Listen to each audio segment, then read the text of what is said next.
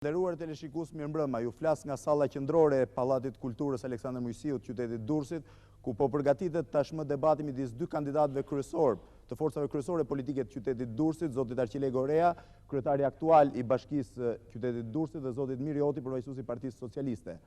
Ky debat, i cili është i treti në radhën e qyteteve që televizioni Klan po ju transmeton nëpërmjet valve tij, është njëkohësisht dhe emisioni i 5 i asaj serie të emisionit lokale 2000 që ju keni pasur mundësi ta ndiqni çdo mbrëmje në ora 21. Pra siç e thash, në këtë sallë të teatrit të Pallatit Kulturës Aleksandër Moisiu, me një publik ku secili nga kandidatët ka mbështetësit e tij dhe natyrisht vëzhguesit e paanshëm, do të jetë dhe debati i fundit në përrethe. Debati tjetër mbas tij do të jetë ditën e njëjtë në ora 21 në sallën e Rubairave të teatrit Rubairave në Tiranë, ku Edi Rama dhe Besnik Mustafaj, dy kandidatët për kryeqytetin, do të jenë përballë njëri-tjetrit. Megjithatë, rikthehemi edhe një herë në sallën e Pallatit Kulturës Aleksandër Moisiu. Pra siç e thash, zoti Arqile Goreja, kryetar aktual i bashkisë së Durrësit, dhe zoti Miri Hoti, përfaqësuesi i Partisë Socialiste, zoti Goreja përfaqësuesi i Partisë Demokratike natyrisht, do të zhvillojnë, do të përplasin platformat e tyre, ose do të ballafaqojnë platformat e tyre. Mirë mbrëma dhe mirë se keni ardhur, ju falenderoj një herë që jeni të pranishëm në valët e televizionit Klan. Faleminderit nga juve. Po kalojmë atëherë në ballafaqimin direkt, i cili normalisht fillon me ato pyetje që kanë qenë dhe në debatet e Shkodrës dhe të Vlorës. Zoti Goreja, po e nis me ju. Pse keni vendosur të rikandidoni? Cila është arsyeja? Cili është motivi? Po, unë jam aktualisht kryetar bashkie, mirë do ta kishit bërë ta fillonin nga sfidanti. Megjithatë duke respektuar. E kthejmë, mos keni merak për. Megjithatë duke respektuar debatin, mund t'ju përgjigjem. Jam prej 4 vjetësh kryetar i bashkisë Durrësit. Mandati që kam kaluar, siç e dini, ka qenë jashtëzakonshëm. Gjatë kësaj kohe, bashkë me qytetarët e mi, kemi kaluar prova të mëdha. Kemi pasur dhe shembuj të një zhvillimi me koncepte krejt të reja të qytetit të Durrësit. Kemi rreth 95 projekte që kanë të bëjnë jo me Durrësin e djeshëm, as me të sotëm, po me Durrësin e shekullit të ri, me Durrësin që mendohet që në 2020 të jetë me 800.000 banorë. Pra, duke pas parasysh që kemi përcaktuar qartë zhvillimet e këtij qyteti, gjë që bazohet edhe në qoftë se të ta përmbledhja shkurt me spotin tim televiziv, provat i kaluam, shembullin e kemi, së bashku me komunitetin për Durrësin e shekullit të ri. Dhe motiv më të madh se ky besoj që nuk ka. Zoti Hoti, cilat ishin arsyet ose cilat ishin shkaqet që ju detyruan të lini bisturinë dhe spitalin mbas një kohë mjaft gjatë punës atje për të kandiduar për bashkinë e Durrësit?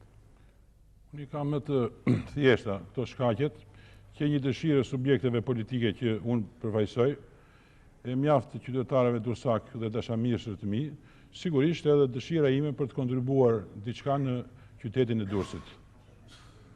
Për sa i përket problemit 36 vjeçar të profesionit tim, më vjen mjaft keq, por duke qenë se mjekësia nuk është vetëm kirurgji, edhe ka dhe sektorë të tjerë të cilët duan shumë ndihmë paq sa kirurgjia, dhe duke qenë se kirurgjia e Durrësit tash nga 2 është me 18 kirurg, dhe kam lënë diçka të mirë mrapa, dhe nga weekendi im besoj që nuk do shkëputem për një herë nga profesioni.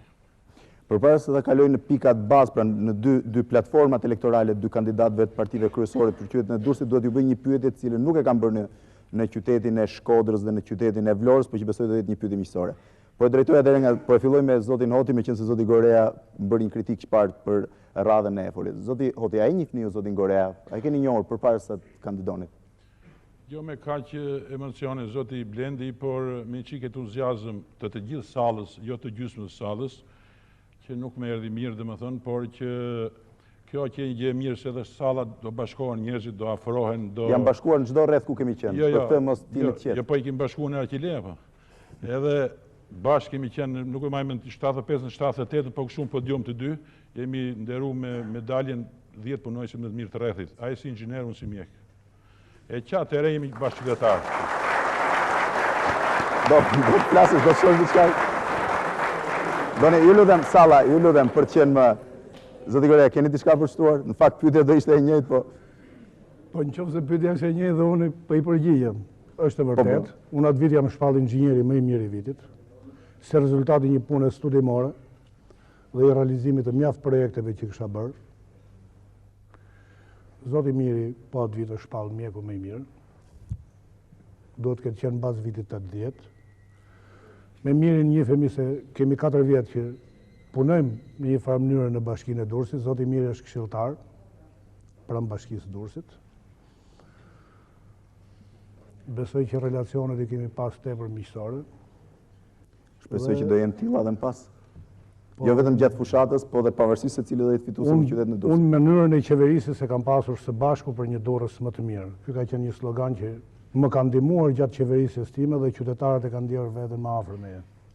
Për të nderuar teleshikues televizionit Klan, siç e shihni, mjeku më i mirë i Durrësit dhe inxhinieri më i mirë i Durrësit 20 vjet më vonë, pra të shpallur diku në fillim të viteve 80, 20 vjet më vonë konkurrojnë për bashkinë e këtij qyteti. Natyrisht nuk vështirë të kesh një gjë më të mirë kur ke parasysh që janë 2 nga njerëzit më të dalluar të këtij qyteti që prej 20 vjetësh. Kalojmë atëre, ky është një fenomen në fakt që po ndodh jo vetëm në Durrës, po pothuajse në të gjitha ato salla ku po përplasen kandidatët, ku përballen kandidatët e dy partive kryesore, të cilët ruajnë jo vetëm një miqësi të vjetër, por edhe një respekt për njëri-tjetrin. Natyrisht ky është një fillim mjaft i mbar për këtë zgjedhje. Zoti Goreja, po kaloj atëre tek pikat bazë që është pjesa më e rëndësishme e debatit të sotëm ose përgjithësi e debateve midis kandidatëve të kryesor. Unë do të kërkoj nga secili prej dy kandidatëve që të më thonë në mënyrë sa më koncize 5 pikat bazë të programit mbi të cilat ata kanë mbështetur, mbi të cilat ju keni mbështetur platformën tuaj elektorale. Duke nisur nga ju, zoti Goreja, cilat janë 5 pikat kryesore. Natyrisht ju e keni më të thjeshtë për arsye se e keni drejtuar Durrësin këto 4 vite. Mase unë do doja ta korrigjoja një çik pyetjen tuaj, sepse në teknikat e zhvillimit të një qyteti nuk janë me numër pikash. Unë po them 5 kryesoret. Do të thoya që një qytet nuk po i kërkoj. Jo, një sekond, sepse do të keni parasysh nëse salla ka mundësi të fikë celular se ndërhyjnë në valët audio. Unë sot vi këtu në këtë lloj debati, masi kam kaluar disa trajnime. Në këtë debat tamam, jo lloj debati. Lloj debati do të thoya sepse debatet tamam mund të kem bërë plot, po do të them që vi masi kam kaluar disa trajnime për qeverisjen lokale, duke filluar nga Shtetet e Bashkuara të Amerikës dhe në shtete tjera të përparuara të botës. Dhe zakonisht kur shtrohen shinat e zhvillimit të qytetit, në radhë të parë ndërtohet profili i qytetit. Pra, kur flasim për profilin e qytetit, kemi parasysh potencialet zhvilluese që ka dhe problemet që ka. Këto merren si potencialet zhvilluese, ashtu dhe problemet merren dhe shndrohen në projekte. Pra, potencialet zhvilluese për t'i kthyer në shërbim të komunitetit për zhvillim dhe problemet që ka për të gjetur rrugët e zgjedhjes për realizimin e këtyre problemeve. Nëse atëherë do të qëndrosh. Dhe unë do të thoja që këto nuk janë 5 pika. Jo, pavarësisht platforma tuaj keni mundësira dhe vende tjera për ta shprehur. Po nuk kisha një material që të më thonë të përqendrohen 5 pika përpara se. Po megjithatë unë besoj se ju keni parasysh. Megjithatë unë mund të them çfarë janë premtimet kryesore që ju bëni qytetarët. Megjithatë unë i premtoj Durrësin e shekullit të ri sepse unë e kam ndërtuar në trurin tim tani. Dhe këto janë 95 projekte zotëri, nga këto 72 janë për përmirësimin e kapitaleve të qytetit Durrësit, që kanë marrë dhe suportin e financiar, besoj që ju e ndjeni për te, janë dhe 23 për integrimin e të ardhurën në jetën e qytetit. Sepse ashtu si edhe më keni ndjekur, unë ata i konsideroj banor të Durrësit. Janë 2 pika. Dhe bashkë me problemet e tyre, jo. Po 2 pika tash, 2 pika, një pikë që e ka me 72 projekte, se pastaj do të bashkë debatin, keni me zotin Hoti. Mirë. Pra janë 95 projekte, ku unë do të veçoja në mënyrë të jashtëzakonshme atë që jep dhe emrin Durrësit, që Durrësin ndofta në shumë vende të botës e njohin dhe atje ku s'njohin Tiranën, sepse njihet si port. Pra portin e Durrësit, korridorin 8, që kanë qenë 2 nga planet më të mëdha të aktivitetit me jashtë bashkisë Durrësit, pra bregu i Adriatikut që është u kurorzuar me iniciativën e Ankonës, ku bashkia jonë ka qenë një nga 4 themelueset. Njëkohësisht dhe iniciativën e korridorit 8, ku dihet që bashkia Durrësit që iniciatore mori dhe rolin e liderit, dhe sot kjo iniciativë shtrihet nga Bari deri në Varna dhe Burgas. Kjo është e padiskutueshme.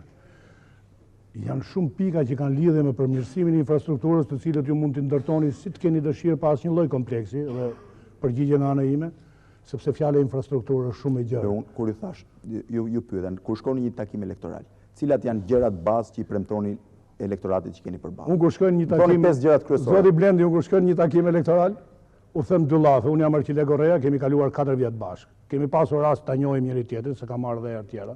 Nuk shkoj sot atje. Po thuj shkoj shpesh. Dhe i them, hajde diskutojmë bashkë për problemet që kemi, sepse unë nuk e konceptoj zhvillimin Arqile, Partisë Demokratike. Unë zhvillimin e kuptoj, programi Partisë Demokratike padyshim, po Arqile komunitet. Dhe gjithë mesazhi ose filozofia e zhvillimit që sjellën vetvete është të punojmë së bashku për Durrësin e shekullit të ri. Pra, unë kërkoj dhe ndihmën e kontributin e gjithë së kujt për ta bërë Durrësin. Cilat janë momentet më emergjente për cilat ka nevojë qyteti juaj, zoti Goreja?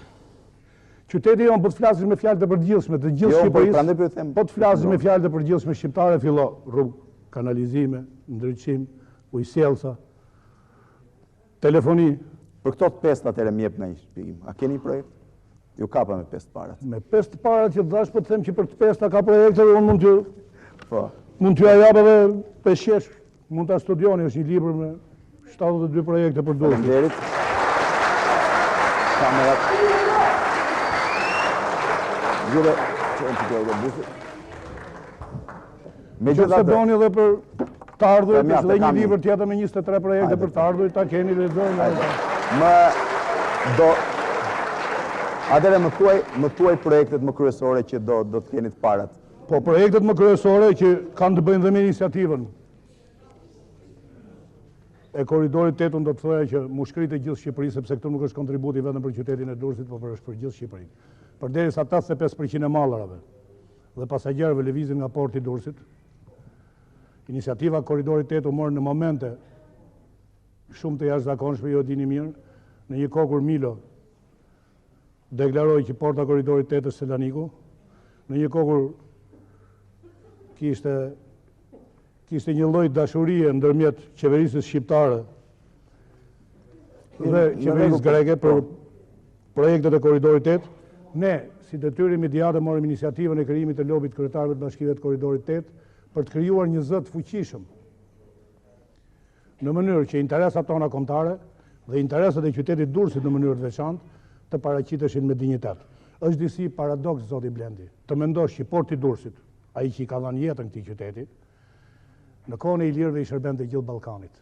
Edhe më gjerë, gjithë Europës lindore. Kurse sot, në ditët e sotme që ne po kalojmë, nuk i shërben dot as shqiptarëve. Gjithë ndihmat për në Kosovë kalojnë nga Selaniku. Dhe ne po i japim jetë autostradës Igumenicë, Selanik. Zoti Goreja, fal tani. Kurse sot të lutem mos më ndërprit. Në qoftë se do të mbysësh të lutem të vendosim një rregull. Korridori 8 nuk është një gjë që vendoset as nga Shqipëria, jo zotni, zotni. Flasim për një gjë që është reale tani. Korridori 8 është projekt Zoti Blendi, të lutem, mbështetet nga Shtetet Bashkuara të Amerikës. Të lutem unë të kuptoj shumë mirë sepse ju e dini që në Strug ne jemi mbledhur me iniciativën e Shteteve të Bashkuara të Amerikës. Kjo është një gjë e ditur. Dhe në këtë problem unë di një çik më tepër dhe flas me kompetencë. Shumë dakord, prandaj po ju them të lutem, ky nuk është një spektakël televiziv që flitet për vlerat e një gazetari. Ky është një ballafaqim me elektoratin. Këtu nuk flitet për një projekt, po këtu flitet për interesat e 200.000 dursakëve. Dhe kur flitet për interesat e 200.000 dursakëve, unë do ta ngrej zërin ndoshta do të thyra rregullat e lojës. Po interesat, dakord. Prandaj të lutem të dëgjoj deri në fund. Janë 142 kilometra rrugë që ndajnë Durrësin me Qafthanën. 142 km rrugë fusin në kapacitet plot portin e Durrësit, 142 km rrugë fusin në kapacitet të plot. Shumë dakord. Plazhin e Durrësit, të cilat ashtu siç u shpjegova më parë me filozofinë e zhvillimit, janë potenciale zhvilluese të qytetit të Durrësit. Shumë dakord. Dhe këta potenciale zhvilluese të qytetit të Durrësit, kur aktivizohen kthehen në të mirë, jo vetëm të qytetarëve durrësak, po të gjithë shqiptarëve. Vetëm zoti Goreja. Nëse ka një kryeçështje, nëse ka një kryeçështje për qytetin e Durrësit dhe për gjithë Shqipërinë, është porti i Durrësit dhe korridori 8. Shumë dakord. Po këtë, fal. Këtë debat duhet ta bëni me kryeministrin e Shqipërisë. E kam bërë zotëri. Apo atëre kur vi kryeministri, 142 km rrugë kalojnë për 8 bashki. Jo, më fal zoti Blendi, se e kam bërë dhe duhet dish që zoti Hasko është karkuar nga detyra si rezultat i denoncimit që i kemi bërë ne. Shumë dakord. Dhe ultimatumi firmave greke dhe maqedonase që punojnë për korridorin 8 ju ka dhënë pikërisht nga presioni që ka bërë lobi kryetarëve të bashkive. Projektet tuaja për bashkinë e Durrësit. Unë do të luftoj për projektet e mia sepse këto janë projektet e zhvillimit të Durrësit. Po projekt që kalon për shumë bashki, po kërkoj vetëm bashkinë e Durrësit. Projektet tuaja për bashkinë e Durrësit. Më thuaj 5 projektet më të rëndësishme. Po të thash korridorin 8 dhe portin. 2. Më thuaj edhe 3 tjerë. Tjetër çfarë do? 3 tjerë. Integrimin e të ardhurën në jetën e qytetit. Shumë mirë. Infrastrukturën. Dhe i 5-ti? Jam 2 projekte të fuqishme për mobilizimin e financave të komunitetit. Se filozofia ime... Ju lutem. Filozofia ime e zhvillimit, zoti Blendi, nuk është filozofia e ushqimit nga lartë. Filozofia ime është e zhvillimit nga poshtë. Shumë mirë. Si e konceptojnë këte? Mobilizimin e financave të komunitetit. Më qëndrote 5 pikat dhe do i pyes për çdo pikë. Pritë pra, që të kaloj dhe tek... mobilizimi i financave të komunitetit ishte pika 3. Do të them unë prit, jo. Do ju pyes, do ju kthehem te 5 pikat për cilat ndoqet. Kaloj tek zoti Hoti kanë... Po si marrova më vëlla 3 thash. 5 më the. 3 më vëlla. Portin, korridorin 8. Porti me korridorin 8 është 1 vëlla. I ke fut 1 pikë. Hajde i pikë fundit. Integrimi të ardhë është pika 2, mobilizimi financave të komunitetit është pika 3, infrastruktura. Studimi urbanistik i qytetit të Durrësit që përmbledh infrastrukturën, kompesimin e pronarëve dhe pikat në çështje të tjera 4, dhe via verdhe e re e qytetit me ndarjen zonale. Do ju pyes pastaj më pas për vijën e verdhë që është. Ju lutem, qetësi. Zoti Hoti, në program ju jeni një mjek që vini nga spitali i Durrësit. Pra normalisht nuk keni asnjë eksperiencë administrative. Cila është platforma elektorale me të cilën ju synoni të bëni qytetarët e Durrësit votojnë për ju? 5 pikat kryesore sepse platformat zakonisht janë shumë të gjera. Se kam atë shtesën që bërën fillim më fund atë që the eksperiencën administrative. Filloj, është drejtë fillon nga. Unë ka, të më thënë, kam qenë një 10 vjetë drejtues ndërmarrje, kam qenë në këshillin e rrethit një 2 vjetë, kam qenë një 4 vjetë deputet, një 4 vjetë në bashki, nuk jam fare dhe pa eksperiencë në këtë drejtim. E para, në projektin tim, në projektet e mia, në pikat që po diskutojmë tani me elektoratin, jo në ato projektet që janë bërë dhe janë shtypur shumë mirë nga këta zotërit, mu mi ka dhënë usajdi ato, edhe që bashkë edhe sot i kilën Tiranë kur ne dhanë. Edhe unë kam... Unë do të forcoj ndjenjën e qytetarisë dhe ndjenjën nacionaliste dhe frymin e mirë kuptimit në qytetin e Durrësit. 1. Do të punoj për ndërtimin dhe funksionimin e shtetit ligjor. 2. Shëndoshjen e gjendjes financiare të bashkisë. 3. Do të punoj për të vënë në efektivitet të investimet qofshin ato nga fondi i bashkisë, qofshin nga buxheti i shtetit. E 4. Do të merrem me problemet sociale. E 5. Do të merrem vetëm me një pikë të korridorit 8 për të mbështetur biznesin e qytetit. Kaq deshe. Këto janë 5 pikat me të cilat do të kërkoj më pas. Jo, më pas mund të kërkosh, po kaq deshe domosht si pika tamam, si numër. Do i kërkojmë pas shpjegime për zoti Goreja. Rikthehemi, më duket se problemi i korridorit 8 dhe i portit ju e diskutuat. Kalon në pikat e tjera të cilat ju mi konsideruat. Reintegrimi të ardhurën në jetën e qytetit. A keni një platformë konkrete për këtë? Po. Librin e mora, po. Mund të ma shpjegoni sepse librin s'mund ta lexoj në televizion. Po, mund ta shpjegoj. E para në kuadrin e lëvizjes lirë të njerëzve, të mallarve dhe ideve, që është promotori i Europës së ardhshme, për atë që aspirojmë të paktën kur filloi demokracia me këto filloi, ta bëjmë Shqipërinë si Europa, pavarësisht se ku e kemi ka të ndisur. Jo, lëvizja lirë është e pikë e rëndësishme, po jo zaptimi i tokave. Një minutë. Po. Ka 2 probleme. Problemi i parë është ana ligjore. Problemi i dytë është e drejta për një jetë më të mirë lind bashkë me njeriu. Dhe njeriu që me klithmën e parë nxjerr dhe dëshirën për të jetuar. Do të kemi parasysh një familje me një baba pianec, që nuk kujdeset për familjen e tij, që nuk çon para në shtëpi, atëherë ne të gjithë jemi dëshmitarë, se jemi prindër familjar, kemi kushëri dhe të gjithë, fëmijët ka ta ndisen keq, shkeljen dhe ligjin. Sepse një shtet që nuk kujdeset për banorët e tij, integrimin e të ardhurëve. Po do ta shpjegojmë integrimin e të ardhurëve. Në Shqipëri ka një zhvillim të vrullshëm. Ju lutem dëgjoni. Do të përqendrohet pyetja se debati nuk mund të zgjasë 4 orë. Ju lutem, në Shqipëri ka një zhvillim demografik të vrullshëm. Shumë dakord. Jeta shqiptare sipas strukturave socialiste ishte e bazuar për zonat periferike, në kooperativat bujqësore, në miniera dhe në ndërmarrjet shtetërore. Me ardhen e demokracisë kjo ekonomi inekzistente pushoi sqeni. Atëherë njerëzit do të vdisin urije në përmarrje. Dhe pa vlefshme, nuk rivijmë. Do të jetonin.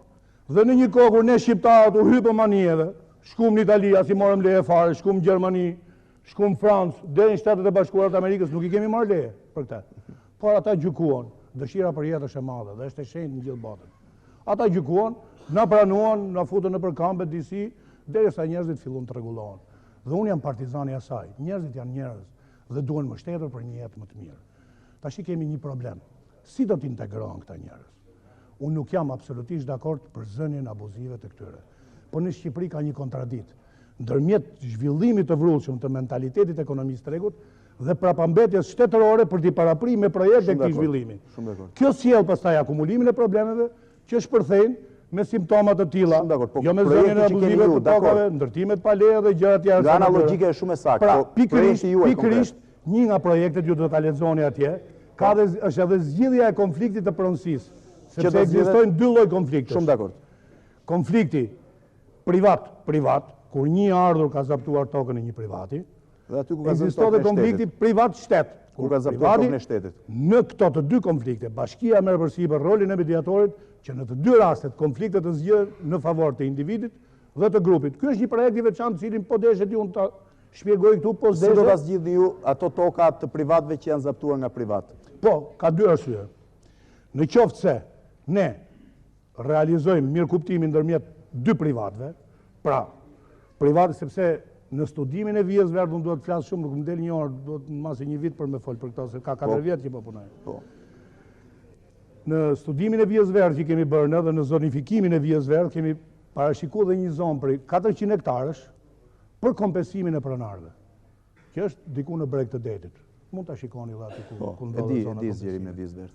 Tani, mund të zgjidhet që privati të kompensohet atje dhe ky detyrimin t'ja japi shtetit, ky privati që ka zonë tokën e privatit, ose direkt mund të bëhet ndërmjetësimi privat, ai i paguan paret pronarit që i ka zonë tokën, në marrëveshje sipas ekonomisë tregut, dhe bashkia i legalizon ndërtimin duke dhënë shumica e këtyre familjeve zoti Goreja janë të varfra, s'kan mundësi të paguajnë, si zgjidhet? Po flas për zonën ku ka konflikte privat. Po, kur ka privat shtet është tjetër. Edhe këtu ka dy rrugë. Ka rruga, është rruga e studimit urbanistik, kur shteti të forcoj finansat e veta dhe të bëj politikë sociale për ndërtimin e banesave të reja, dhe atëherë i fut fadramën. Ka dhe raste kur do presësh që komuniteti vetë të forcohet financiarisht dhe dorë mas dorë të zgjidhet. Ju si kryetar bashkie, se shteti, ju si kryetar bashkie, keni një projekt konkret në këtë rast? Unë si kryetar bashkie në këtë pikë, pres zbatimin e autonomisë lokale që është blokuar nga qeveria në fuqi, sepse qysh në kohën e qeverisë së Partisë Demokratike ka qenë ligji për autonominë lokale. Ju besoni që ligjeria autonomisë pushtetit lokal ju jep ju mundësi ta zgjidhni një konflikt tillë? Unë shpresoj që kompetencat e një kryetari bashkie dhe mundësitë e një bashkie për investime dhe për zhvillimin e qytetit me institucionalizimin e autonomisë lokale rritën 10 herë. Pra, nëse unë sot bëj 20 rrugë në Durrës, nesër unë do t'i marrë rrugët fare mërna vitit. Mërna vitit unë marrë rrugët nëse mi për autonomia. A keni, ju lutem. A mendoni që ndihma financiare e qeverisë do jetë e mjaftueshme për infrastrukturën e Durrësit? Unë për natyrën e punës, dhe ky ka qenë dhe respekti të hujve për Arqile Goreja, nuk kam prit bini hershi nga qeveria. Unë për vete jam marrë me forcimin e financave të bashkisë, atë që kishte në projekte dhe zoti Miri, të paktën nga 96-ta që unë e kam marrë bashkinë deri tani është 4 fishu buxheti pavarur i bashkisë. Dhe jam bashkia numër 1 në Shqipëri që raportin buxhet pavarur, buxhet shteti e ka në raportin 23 me 77. E dyta, duke punuar me këto projekte që nuk merri mirë për mënyrën se si zoti Miri e trajtoi, mi ka dhënë usajde. Ata nuk janë projektet e usajde, ato janë të Arqile Gorejës. Po ti isha aty që ndave. Arqile Goreja, po mirë. Nuk ishim Tiranë e kësaj. Po ti sa shkove deri në Tiranë kishe marrë në bashkinë Durrësit se janë ta i bashkia. Po ftohet në bashki, më ftuan ata në Tiranë që ndave atje. Ju lutem. Po. Tani 32% të investimeve i ka marrë me donatorët e huaj në bazë të projekteve. 37% i kam nga buxheti pavarur, 31% ka qenë kontributi i shtetit për këto projekte. Dhe po ju them, me statistika e mborët $4,5 milionë investime në qytetin e Durrësit, vetëm 99 dymishin. Sa nuk janë bërë gjatë 10 vjetëve të fundit. Dhe vetëm donacionet nga marrëdhëniet që kam unë me jashtë, me 17 qytete të binjakzuara, që ka qenë një politikë jashtëzakonisht aktive e bashkisë Durrësit, janë rreth $10 milion, duke përfshirë dhe donacionet për krizën kosovare. Po në fuqizimin e financave të qytetit, zoti Goreja. Po ja do kaloj 1 minutë. Kam dhe një pyetje. Ka problem, kjo është kënaqësia ime. Po. Në fuqizimin e financave të qytetit. Fuqizimi i financave të qytetit. A keni projekt konkret? Po kam një projekt. Ju lutem salla. Kam një projekt që ndodhet të jetë shumë interesant. Unë jam partizan i largimit nga shteti dhe delegimit Ju lutem salla. Kompetencave. Parimi im është sa më pak kompetenca shtetit, sa më shumë individit. Dhe koncepti im i palëkundër është një individ i fort bën një shtet fort. Jo një shtet i fort bën një individ. A ju lejon pushteti lokal ta bëni këtë? 1 minutë, sepse nuk po mleni të shprehem. Koncepti im është i palëkundër. Duhet fut si në gjithë botën agjendit tatimor privat. Si e kuptoj këtë? Në qoftë se unë kam tregun industrial. Ka një sipërfaqe 4.000 m2. Koeficienti i shfrytëzimit sipërfaqes mund të jetë 50%, i bie 2.000 m2. Kosto është 300 lekë për m2, ta zem duhet 60.000 lekë në ditë fitohet atë. Sa marr sotën? Unë sot marr 20.000 lekë. Pra ka një mos përputhje ndërmjet anës teorike atje ku duhet jem dhe realitetit që unë kam sot. Atëherë zgjedh një mesatare dhe bëj një tender. Me kuotën mesatare, domethënë duke e pas në progresive me realitetin sot, po dhe nën atë që është teorike dhe futen privatët konkurrojnë. Në qoftë se unë nuk kam realizuar një konkurim të mirë, kur të bëhet vitin tjetër, do ta shikojnë tjetër privatët tjerë, pra do të futet konkurenca e interesave private. Kështu që shmang administratën, shmang dhe konceptin dhe mentalitetin e administratës shtetërore.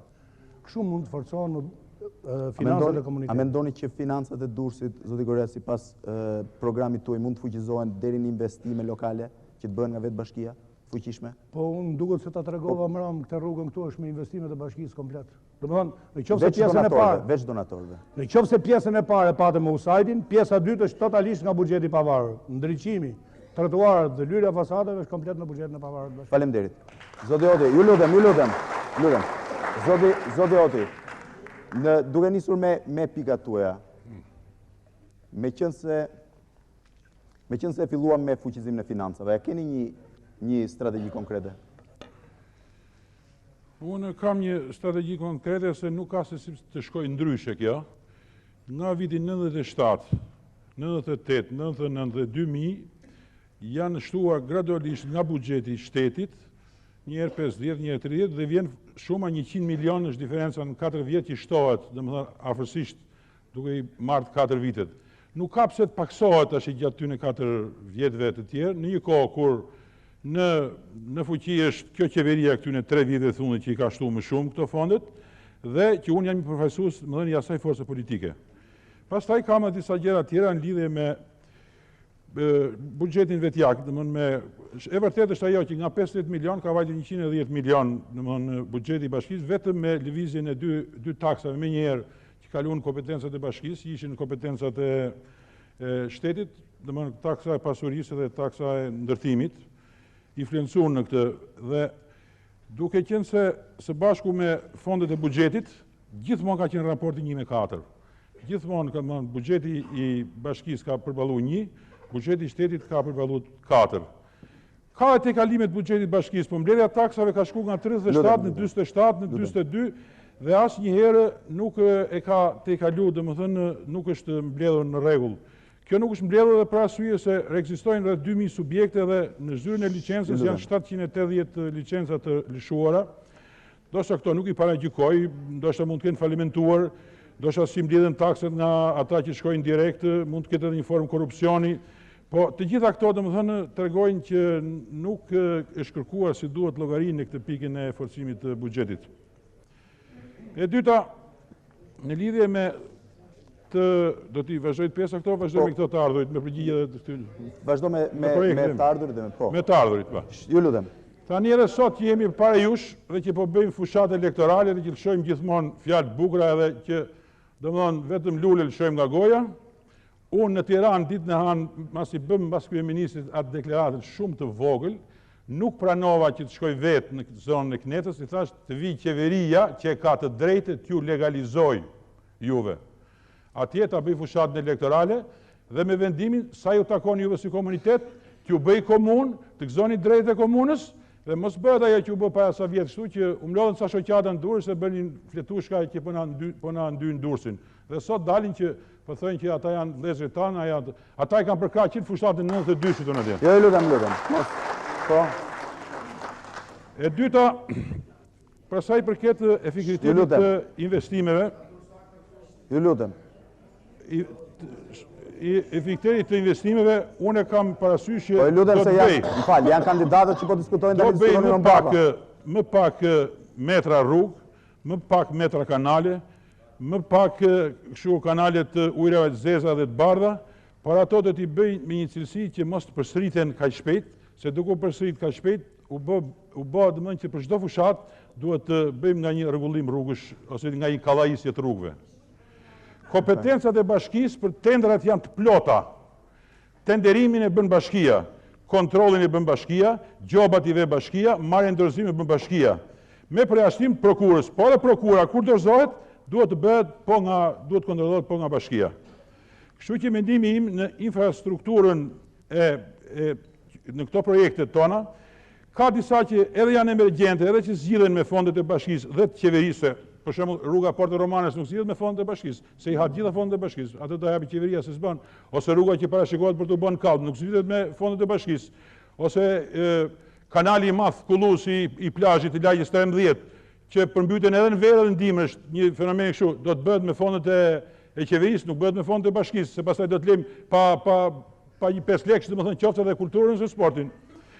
Prandaj që këto problemet që mund të zgjidhim ne të infrastrukturës të plazhit, mund të zgjidhim, sepse ka punu mirë privati, ne kemi edhe ca pjesë tona atje, kemi edhe ndërmarrjen e ngritur që nuk funksionon si duhet. Po ashtu në rrugët e qytetit përsëri ne mund t'i rimirmajmë siç u vendosën tash 700 milion lekët që po përdoren sot, janë vendosur në mars, që derisa dolën tendrat ata, derisa u bë mundësia, sa kalon në thesara në buxhet ku kalon ato lekët, por këto janë një muaj mbasi është bë buxheti mos pa ditë bile ka rrezik. U vendosën këto 12 rrugët që po shtrohen sot janë vendosur atëherë. Këto janë gjëra riparime që i përballon buxheti i bashkisë. Tani, për sa i përket problemeve sociale. Problemet sociale në Durrës deri diku janë mjaft të mpreta siç janë gjithë qytetet e tjera. Neve kemi rreth 1600 familje që janë me asistencë sociale. Kemi, domethënë, disa breza 12-16 vjeçarësh që sot është përmirësuar përqindja se e dëgjohen në radio, në gjithë Republikën ka shkuar ke 3% të lindjes të analfabetizmit. Kemi disa probleme që nuk i kanë zgjidhur as shtete shumë të fuqishme dhe ne edhe nga regjimi që ishte, edhe nga kjo pension i vogël, kemi shtresë shumë të mëdha invalidësh, pensionistësh, domethënë të smurësh kronike kësaj gjërash, të cilat kërkojnë një mbështetje të veçantë, me një fond të veçantë, me një mirëkuptim edhe me biznesmenët e Durrësit, edhe me fond bashkisë, që krahas atyre fondeve të tjera, të cilat kanë marrë më pak, siç janë për shembull kultura, 2.5 ka marrë kultura me sportin, edhe pastaj duhet i falenderojmë menaxherët e sportit që të uda është në atë nivel, se kur në atë kohë që se u sponsorizoi ishte në vendin parafundit. Për sa i përket problemit të korridorit të 8, zoti Blendi, unë kam vetëm një projekt për atë korridorin 8, edhe atë do kem për pjesën time më mendoj që do realizoj 100%. Unë do kërkoj rrugën, punësimin e punëtorëve, tenderimin nga punëtorët Durrësak, parkun, mekanikën, riparimin e mekanikës, domethënë tërë këto hallkat e kyçet e lëvizjes, transportit që sjell zhvillim. Dhe po munda do kërkoj një kalat për Durrësakët për tregtinë e brendshme. Për sa i përket tjerët, unë deri sot ato nuk më ka thirrur kush në një konsult për ta parë korridorin e 8, për të hyrë atje brenda korridorin e 8 që është me 2 breza ushtarësh, dhe kështu që nuk mund të bëj projekte për ato që nuk i shoh. Atëre. Edhe një gjë kisha. Lutem. Pikën e fundit. Lutem. Po s'ka nevojë. Kisha nuk ka nevojë për shumë.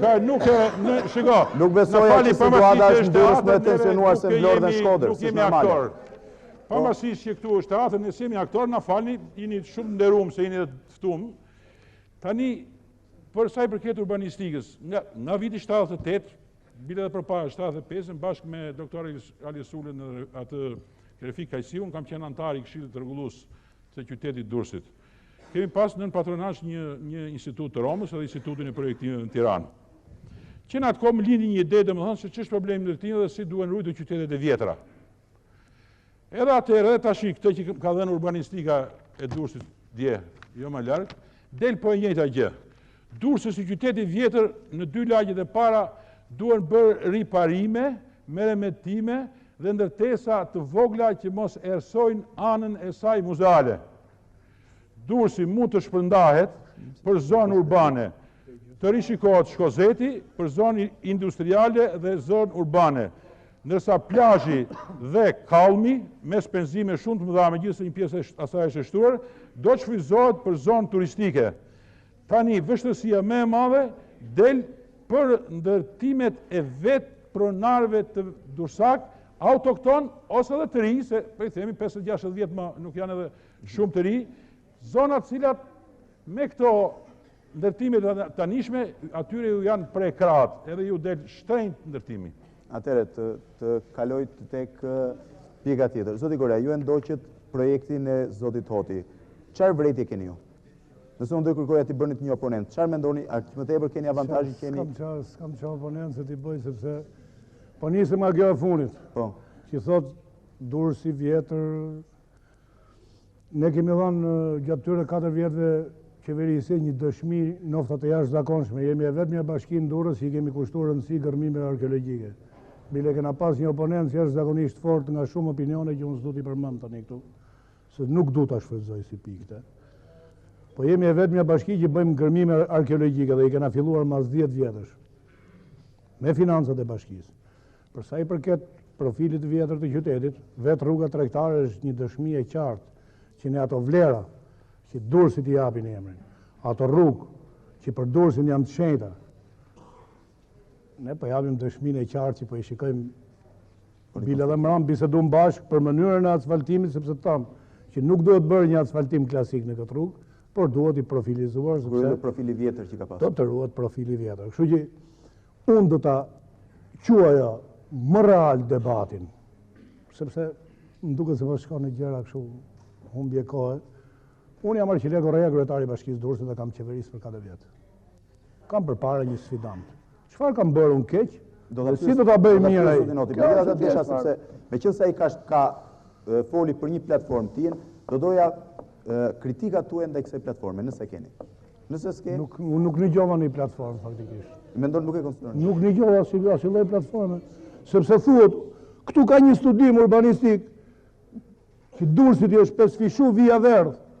Dhe doktori thotë që ato zona që ka marrë nga urbanistika thotë kanë qenë ata që diçka që bëri buj për qytetin e Durrësit.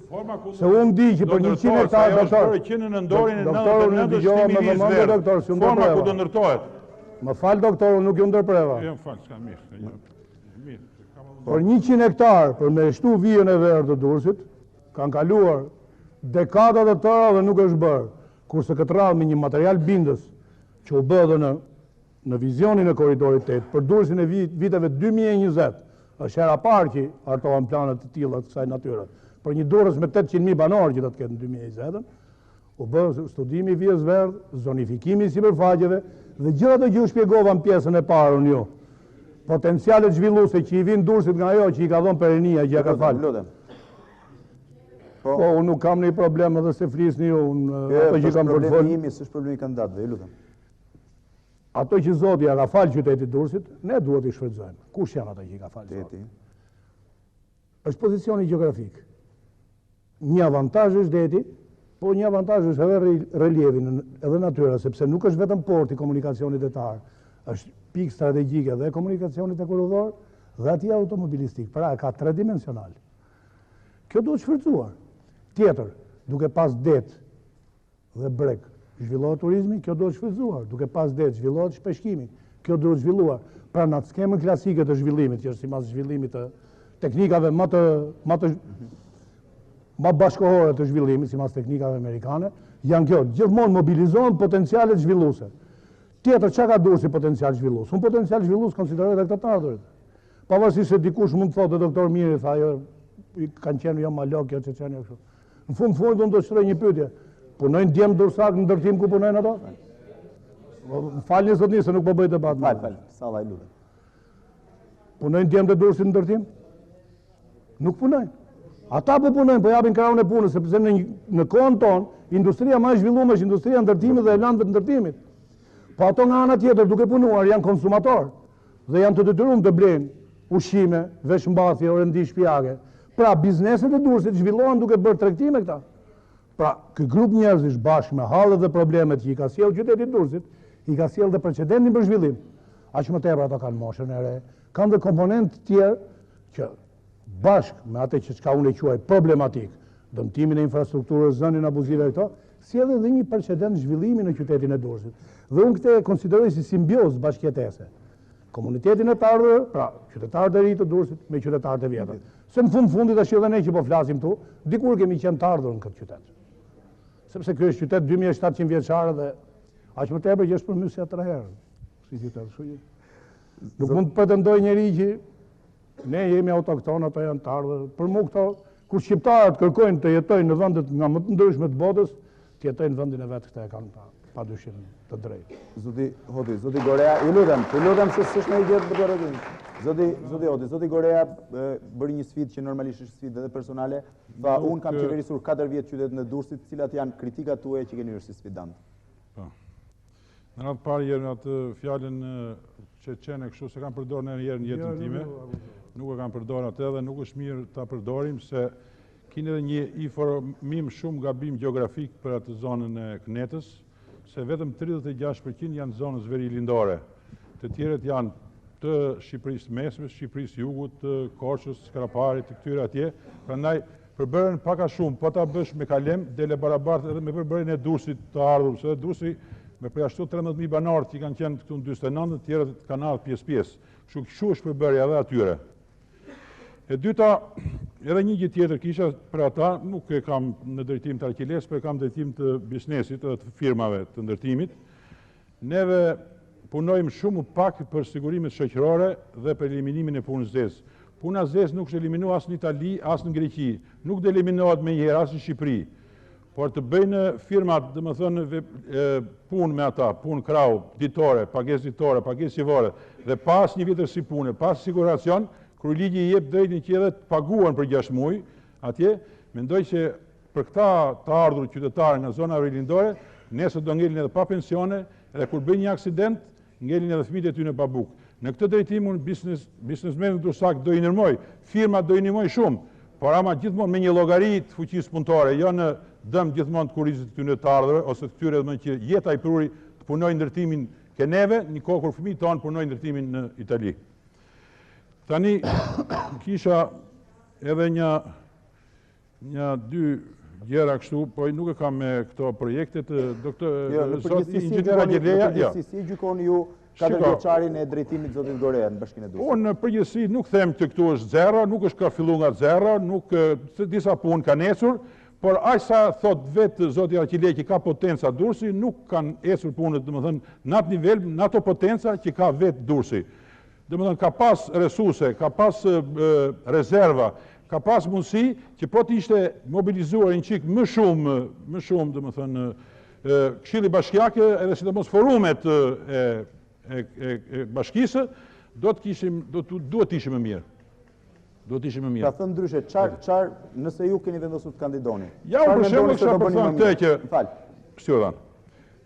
kisha për thënë këtë që neve themi edhe shijak e kam programin Arqiles dhe ka drejt që nuk të vitit që atëre, 96-ës, nuk e përmend as dritën as ujin se këto i ka ministria shumë mirë. Këto i ka ministria derisa hyn në Durrës. Pastaj kur hyn në Durrës, un kam drejt të kërkoj llogari edhe atit keshit edhe atit ujit. Pse? Sepse këta qytetarët që unë ankohen, ajo radio mëngjes, ai televizori mëngjes që unë për ankesa për bashkinë bie. Edhe atëre, dalin sa gjëra shumë konkrete që i ngrenë qytetarët. Merret elektriku pa leje dhe ka kjo unë potencë nuk paguhet, duke qenë se nuk paguhet. Mund ta përqendrojmë debatin në një nga këto pika, unë jam dakord. Ja, ta marroj. Si e mendon ai gjithë tjerë para drejtat, si e mendon? Një minutë. Përqendrohemi në këtë pikë. Ja të mbaroj se të bëjmë propagandë. Ta marroj. Si e mendon? Tashi vjen problemi që unë për këto takime elektorale nuk i kam rëndu këtij problemi se do rregullojnë dritat. Po ju kam thënë që nëse paguhen dritat në Durrës, nëse priret lidhjet e pa drejta në Durrës, dhe nëse ai transformatori që do potencojë jo rrymë elektrike, po avarit vendoset, 20% e dritave për këtë dimër mund të rregullohen. Dhe në qoftë se priten, janë kompetencë bashkisë to? Këto nga brenda janë kompetencë bashkisë, ai transformatori po vendoset nga qeveria. E dyta, nuk e di se në kompetencët e kujt janë, bashkisë ose qeverisë, po tubi ujit. Ju lutem. Ose nuk po bëhet, lutem. A vazhdoni me eufori, po 440 ndërhyrje ka tubacioni Durrësit dhe mjes për mjes kërkoni ujë. Duhet të priten ato ndërhyrje, ato lavazhet, ato bidonat që muqen, ato cisterna që muqen në ujë atje, që Durrësit ketë ujë. Ky është sekreti, nuk do vi ujë nga vendet tjera. Ujë këtu është në Durrës. Ju lutem. Pambasi kush e ka komunalja, e ka kjo, e ka ajo. Mos bëj replik me sa, po desh. Po ta jap unë ta mbaroj dhe. Kishe gjë tjetër? Jo, për këtë pikën e ujit e dritat. Zoti Goreja. E para punës ne duhet jemi konkret. Unë jam një kryetar bashkie, zotnia është një pretendent për kryetar bashkie dhe unë jo më kote drejtova pyetjen. Atë që unë kam bërë keq, si mendoni se do ta bëni mirë? Për këtë pyeta dhe unë. Me që nuk ju përgjigj, po ju them unë se si duhet bërë mirë. Me këtë forma i thash. Kjo është e përgjigje. Si mendoj unë tani që duhet bërë mirë kjo punë? Marrim problemin e energjisë elektrike. Problemi i energjisë elektrike është sa i vështirë, po aq edhe i zgjidhshëm. Sepse aktualisht ka një pajtim ndërmjet institucionit shtetëror që është keshi dhe konsumatorit që është ai që merr në mënyrë të paligjshme. Dhe kompromisi është ky. Inspektori i keshit i pret dritat, privati shkon paguan dhe i lidh dritat prapë. Dhe nuk i paguan shtetit. Projekti i kësajt e ke në 23 projektet e integrimit të ardhurve, është ideja jonë si bashki është fikse. Në radhë parë, dë bërë zonifikimi nëpërmjet ndërtimit të gabinave të reja. Pra, në qoftë se 10 banor nuk paguajnë dritat, t'i pritet korrenti atyre dhe të mos penalizohet gjithë zona. Një. E dyta, duke u vënë kontatori për fazën e parë, drejtë në gabin, kontrollohet zona si mas shpërndarjes ose skemës furnizimit që ka kjo zonë. Pra, në radhë të parë parcializohet problemi dhe sigurohet elementi numër 1, më falni, ju lutem.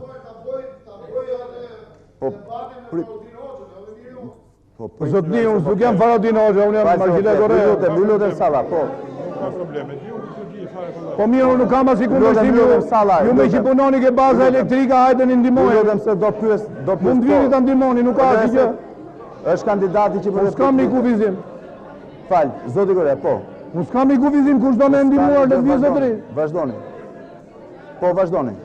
Pra, në radhë të parë parcializohet problemi dhe sigurohen... Ju lutem tani, po pat mundësi, doni ta vazhdoj, doni ta mbyll debatin. Po pat mundësi rini qetë. Sigurohen kushtet normale, teknike për të mos rrezikuar jetë njerëzit, sepse si që jeni ndjeni shumë veta kanë rënë tension. Nga mënyra abuzive e marrjes energjisë elektrike. Ky është hapi i parë dhe qysh këtu, korporata energjetike shqiptare lidh kontratë me zonën, sepse unë kam ndërhyrë në disa raste të tilla dhe bashkë me drejtorin e elektrikut, ata kanë paguajtur paret, sepse ka një tendencë që ata duan të kthehen në konsumator të rregullt. Po ama duan dhe energjinë elektrike. Ka raste që ato kanë ngritur gabinat elektrike, duke filluar nga gabina dhe blerja e transformatorit me financat e veta, vetë komuniteti, sepse ka dëshirë. Dhe në këtë pikë unë jam treguar pak abuziv me tuajt, se ato gjithmonë i përkrajnë iniciativat e komunitetit, dhe i kam thënë që komuniteti është i gatshëm të japi 30% investimit. Dhe ka një suport financiar për këte 23 projektet e komunitetit të ardhurve, që është më i shpejt se sa për qytetin e Durrësit, pikërisht nga dëshira që kanë ato për transformime, për të përmirësuar jetesën e tyre, për të përmirësuar dhe ambientin ku jetojnë.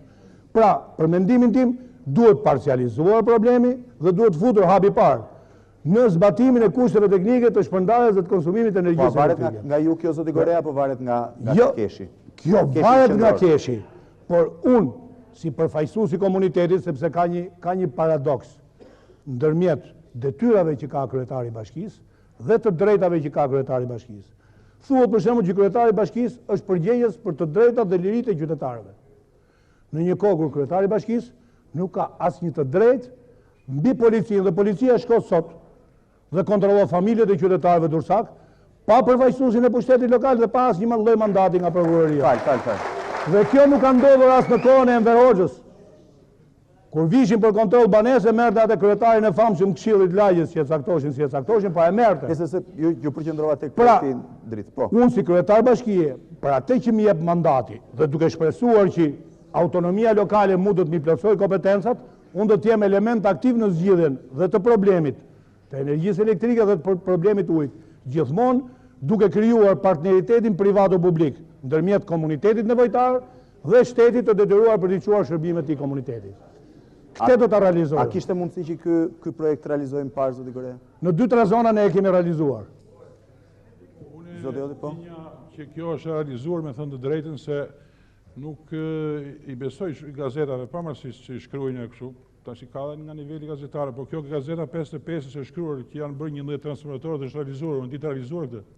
Gazeta 55 ka nga ato pikat që i ka dhenë zoti Goreja, është një nga këto që ka vu të realizuar. Lodhem tani sallës, po pat mundësi.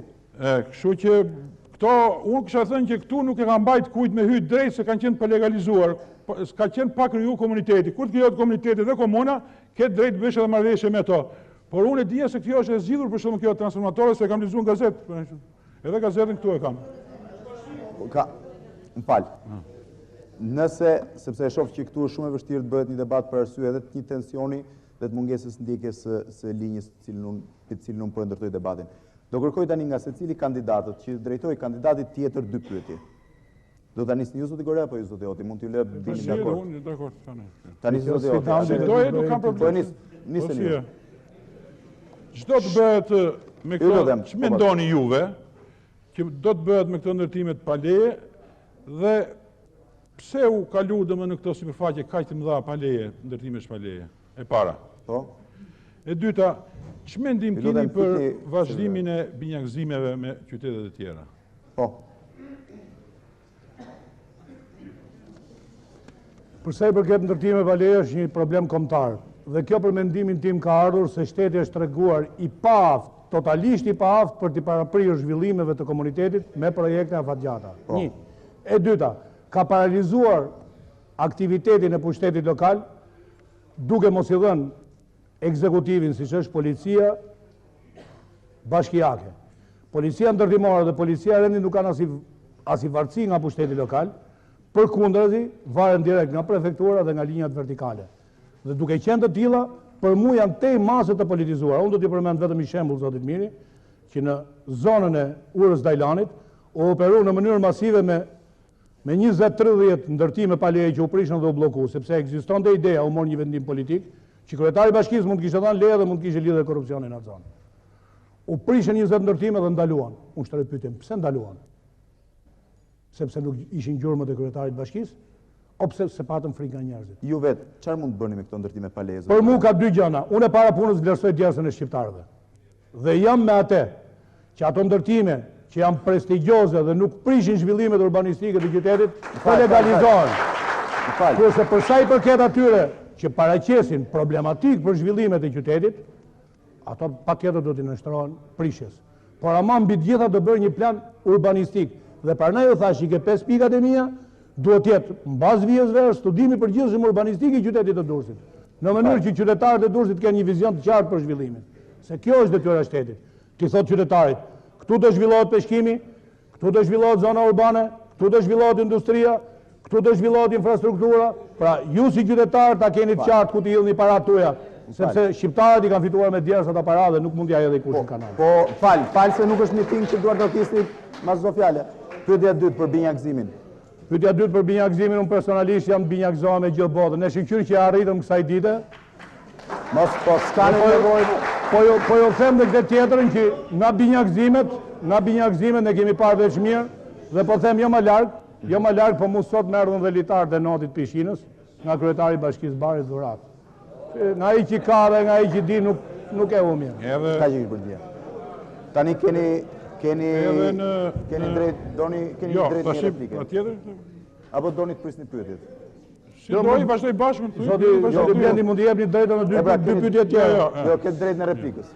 Jo, tani përsa i përket këtij problemit të binjakëzimeve, këto janë mirë që bëhen, edhe janë shkruar në gazetë, nuk e di se janë bërë dhe nga zoti Tomor përpara, po tash i morë vesh unë dia 11 që kanë 17, aq më mirë, edhe në gazetë shkruara që na kanë dhënë domosdoshmë 10 milion mall, kështu kazana ose makina autobus. Edhe kjo është një përfitim sado, domethënë i nevojshëm, pa llogaritë edhe lekët që kemi shpenzuar ne me shku me ardh atje, mund të jenë afër njëra tjetrës. Po këto binjakëzimet, unë kam qenë një herë një rast, bashkë me zotin Kili. Kam qenë atje dhe mbasi bën shumë debat. Për respektin tim blodhen komisionin e mjekësisë edhe një herë mëngjes ata. Dhe kërkova 10 shtretër për të shtruar sëmurët me firmë në Spitalit Durrësit në Bari, që mos kaloshin nga ambasada, domethënë nga Ministria e Shëndetësisë, po ta merrshin vijën me kollaj. Në asnjë mënyrë nuk arriti që ta pranojnë këtë, dhe kur dolëm atje në traget, na dhanë një 2 kilo oriz, një 2 kilo vaj, një 2 kilo kështu, na nisëm për Durrës. Prandaj këto lloj binjakëzimes që nuk lejnë vull në qytet, që nuk investojnë, që të vinë të investojnë, unë për shembull, qyteti Triestës po investon në filan rrugë Durrësit, qyteti Barit po investon në filan ndërtesë të Durrësit ose filan ndërmarrje të Durrësit, më duket që nuk kanë qenë shumë efektive, po janë të domosdoshme. Më shumë kanë qenë me karakter turistik dhe njohës. Këto kisha për këto dy pyetje. Më fal, kam të drejtën e sqarimit. Nga njerë kur nuk e kemi mendjen mësime dhe nuk i ndigjojmë ato çka thonë të tjerët, por doja të sqaroj problemin kur kemi qenë. Ka qenë një delegacion i Durrësit, sepse Durrësi në mënyrë institucionale merr pjesë në fjerën e qyteteve italiane dhe ka shkuar një delegacion për 70 vetësh, të gjitha shpenzimet kanë qenë të qytetit të Barit, kur kena qenë atje simas përfaqësive që kanë pasur njerëzit janë organizuar takimet, dhe përsa i përket ndihmave që kanë ardhur për Spitalin e Durrësit, besoj që kanë një këtu në sallë që i din shumë mirë se çfarë ndihmash kanë ardhur, që kanë ardhur 2 kamiona me ndihmë atje dhe personeli nuk ka begenis me i shkarku dhe i ka shkarku personeli bashkisë ndihmat për Spitalin e Durrësit, po ju përmend dhe një fakt tjetër që kanë ardhur $300.000 medikamente mjekësore në portin e Durrësit me ilaçe dhe janë vjedhur, janë zëvendësuar me ujë në portin e Durrësit. Dhe asnjë mjek nuk e ka ngritur zërin për këtë poshtërsi që është bërë atje. Po të them, vetëm një rast, $300.000 medikamente mjekësore, është shkruar dhe në shtyp, e kam ngritur dhe unë zërin dhe kam protestuar. Dhe unë mendoj që nuk janë pakta. Dhe po të them, vetëm në periudhën e krizës kosovare, kamionat që kanë ardhur për qytetin e Durrësit, që çdo qytetari ka pa që janë rrjedhtuar dy përpara, kanë qenë duke filluar nga 3 deri në 7 kamiona në ditë për të ardhurit nga Kosova dhe për qytetarët e Durrësit. Dhe nëse dikush ka nevojë që t'i di këto, ne kemi dokumenta dhe mund t'ja paraqisim. Në rregull. Dhe atyre që nuk i shohin këto gjëra. Zoti Hoti, keni dieni për $300.000? Mund të kenë edhe 400.000, po në repartin e kirurgjisë ka ardhur asnjë vitamin nga këto ndihmat italiane. Fal. Zoti Goreja, keni drejtën, fal, ju lutem. Zoti Goreja, keni drejtën e dy pyetjeve ndaj kandidatëve. Po mirë, po bësh. Bëni një, ju lutem. Zoti. Po. Slogani Zotit mirë është sot shpëtoj një jetë, nesër shpëtoj një qytet. Mos ka ide në gjë që Durrësi është spital? Zoti Hoti. Fal, pyetje dytë. Këtë pyetje kisha unë. Në rregull, po. Nuk e pretendoj domethënë qyteti i Durrësit është spital, por në disa pika edhe do shpëtuar qyteti i Durrësit se pastaj bëhet tamam spital, po ta lesh kështu. Ju lutem. Atëherë meqense më duket se ky debat është një nga më të vështirë të realizuar në 3 ditët e fundit, natyrisht një debat i tensionuar, duke pasur parasysh faktin që është kryetari aktual i bashkisë që rikandidon për qytetin e Durrësit dhe një mjek i cili është pjesë e strukturave të Partisë Socialiste prej shumë kohësh. Sidoqoftë, përpara se ta mbyll këtë debat, shpresoj që secili nga kandidatët ka drejtën të drejtohet elektoratit të tij përmes kamerave të televizionit Klan në këtë debat publik të realizuar nga Instituti për Demokraci dhe Ndërmjetësim dhe Televizioni Klan, pra një seri debate zhvilluar në gjithë Shqipërinë, por 4 prej cilëve do të janë transmetuar dhe transmetohen direkt në valët e televizionit tonë. Zoti Goreja, keni drejtën të drejtoni qytetarëve të qytetit tuaj, sa më shkurt, sa më koncis. Unë i ftoj gjithë qytetarët e Durrësit së bashku të ndërtojmë Durrësin e shekullit të ri. Ky është mesazhi. Faleminderit. Ju lutem. Zoti Hoti, keni dhe ju drejtën të drejtoheni votuesve? Të dashur votues të qytetit Durrësit, unë si gjithmonë do të vej në dispozicionin tuaj shëndetin, energjitë e mia për të mirën e Durrësit dhe për të mirën e të gjithë vendit. Atëherë Duke e konsideruar këtë debat mbyllur, shpresoj që dy kandidatët do të japin dorën njëri-tjetrit me qenë se në çdo qytet. Po na ngatrojnë Jo s'ka gjë, nuk ju ngatrojnë. Po na bën diell se. Ujme atje. Atëre, si që shqizmi, të nderuar, ullën kamerat, të nderuar teleshikus, natën e mirë dhe mirupafshim nga salla kryesore e Pallatit Kulturës Aleksandër Moisiu të qytetit Durrësit, ku sapo ndoqët debatin midis dy kandidatëve për kryetar bashkie të qyteti. Do të rishihemi përsëri të njëjtën në ora 21 debatin midis dy kandidatëve kryesorë për bashkinë e Tiranës. Zotit Edi Rama, përfaqësuesi i Partisë Socialiste, dhe zotit Besnik Mustafaj, përfaqësuesi i Partisë Demokratike. Natën e mirë dhe mirupafshim.